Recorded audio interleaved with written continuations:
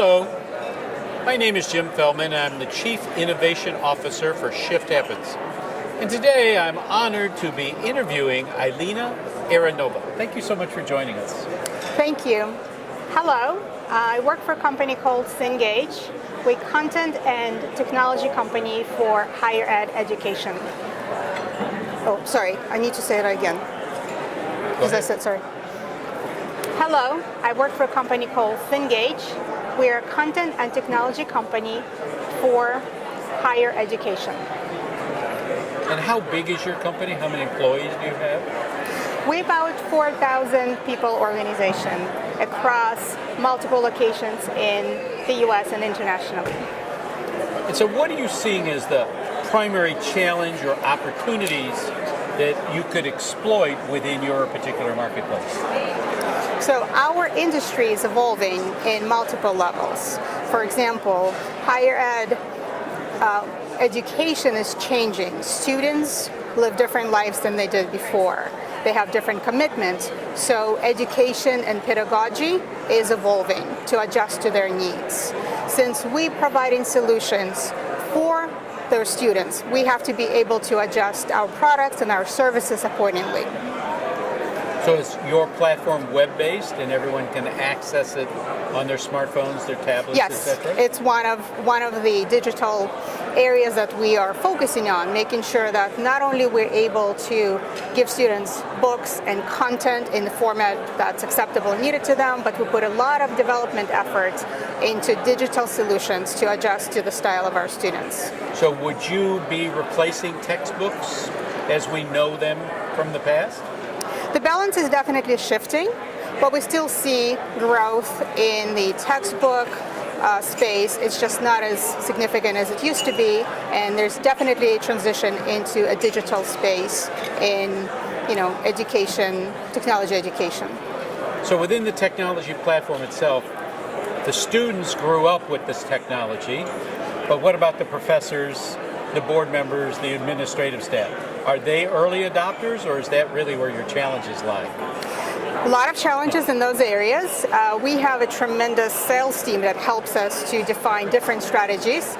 And it also depends on shifting from and being very cognizant to the way students influence the process and the way professors adopt and institutions adopt our products. It's really a holistic approach. We have products that address institutions, we have products that address specific disciplines, and we have new products that now available to different students who could change decision of a professor to get really involved with our products.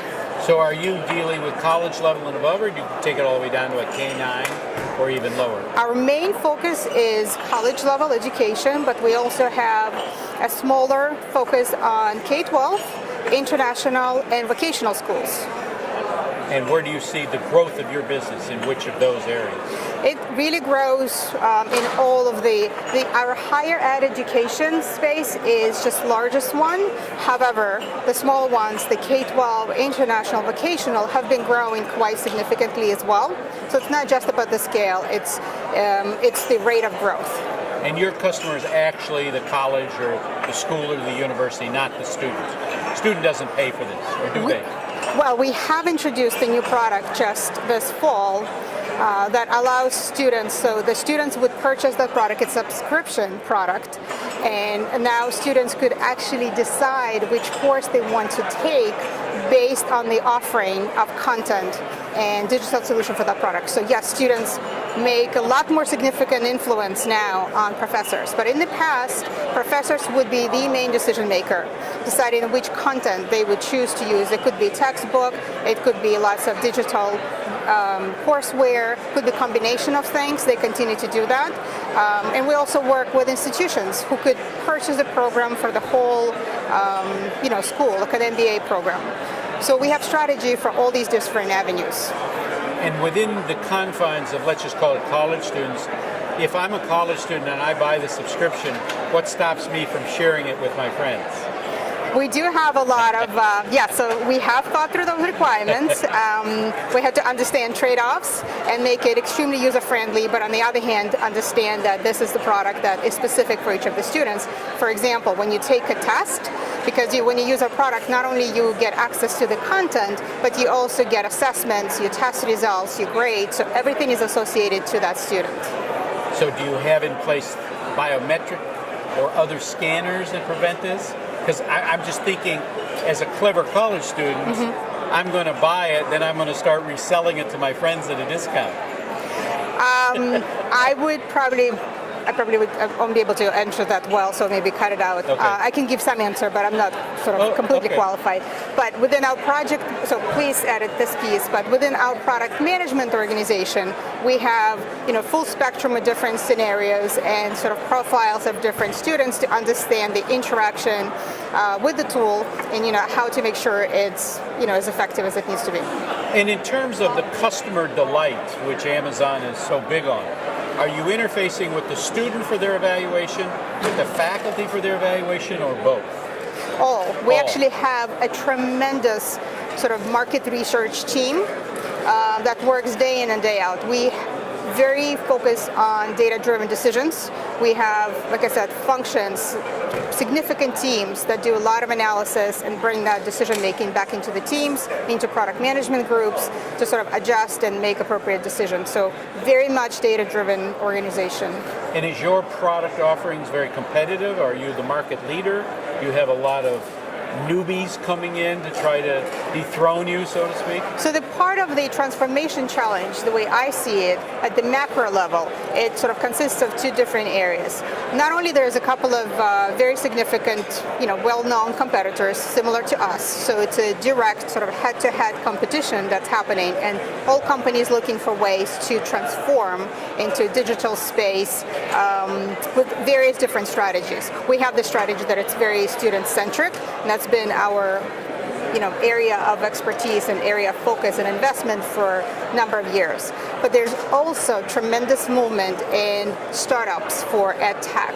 So education technology startups, they bring innovation, they bring sort of completely different drive. So now we have to be able to compete, not just with major, well-established competitors, but also with newcomers to to startups and innovators. We should be able to react and adjust to both. Would you say you're in a very competitive environment, or there's a few market leaders and you're just carving up the pie? So I think, in my opinion, there's a couple of major competitors. So there's probably 3 or 4 major ones, and we're being one. And then there's a huge pool of small startups that come up every day. There are probably thousands of different companies that think of innovation and think of education in probably different sense. So we have to be cognizant, we have to be able to respond to the threat of that level of competition, and probably in a different way than we would address the threat of sort of direct competition with these bigger organizations.